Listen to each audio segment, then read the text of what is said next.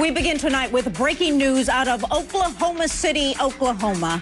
A 51-year-old woman dead in her bed from a single gunshot wound to the head.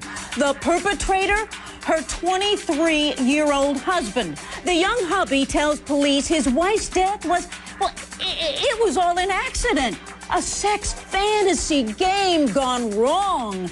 He claims he didn't know the gun was loaded when he pressed it to his wife's head during their fantasy sex game. The husband, a self-proclaimed gun expert, owning several different types of guns, calls 911 after he shoots his wife in the head. Was this really a sex game gone wrong? Or is this just an elaborate, twisted story to get away with murder?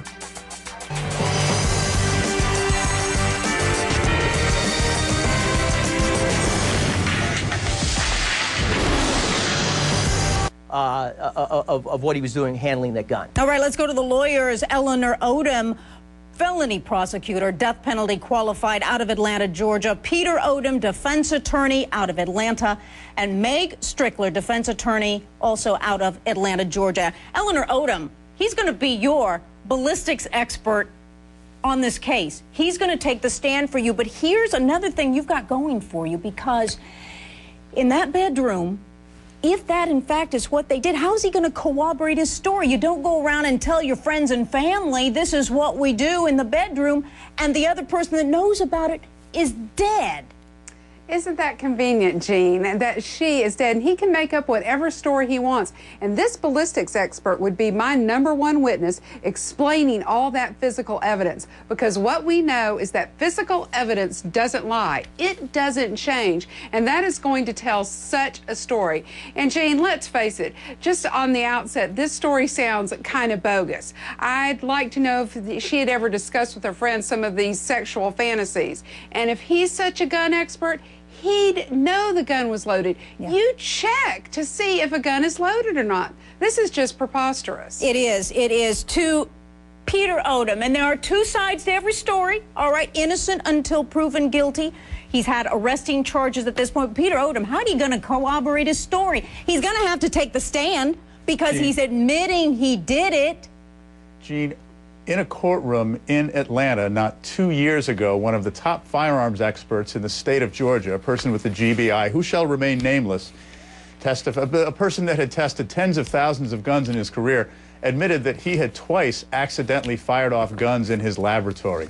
Even experts get it wrong now and then. Now, some couples have a very strange sex life, and there's this strange connection between violence and sex, and, you know, that right now, with this couple, right now being portrayed as a loving couple without any history of domestic violence, this is a plausible story that just might sell to a jury.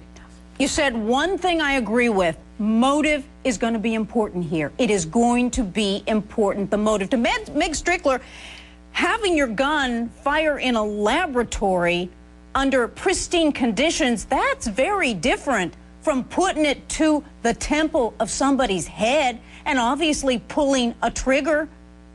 Right. What I want to say about the gun, he was distracted, so he may not have noticed that it was loaded. I mean, you got to understand what was going on here, and I agree with Peter. If there's any evidence of prior knowledge of their actions, maybe more Facebook texts, emails, whatnot, amongst them, back and forth, will corroborate the story, and he really will get off on this. We have some defense here. There's plausible defense in this case. Eleanor Odom, just to take a gun and put it to somebody's temple, that's reckless conduct. Yes, at the very least, you've got manslaughter here. Yeah. It looks premeditated because he's got a loaded gun to his wife's head, for goodness sakes. Unbelievable. Nancy in Illinois, we are taking your calls live tonight. Hi, Nancy. Meg Strickler, defense attorney out of Atlanta, forgot about the ballistic evidence. The ballistic evidence, we've seen it. Cocking that gun, you can hear it, you know it. He was a gun expert. That takes him to a higher standard of knowledge, that he knew the gun was loaded.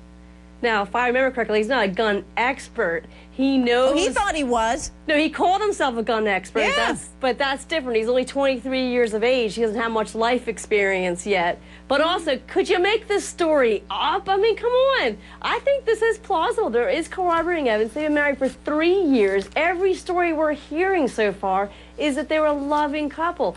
You don't hear about any fights, shouting, anything so far from anybody.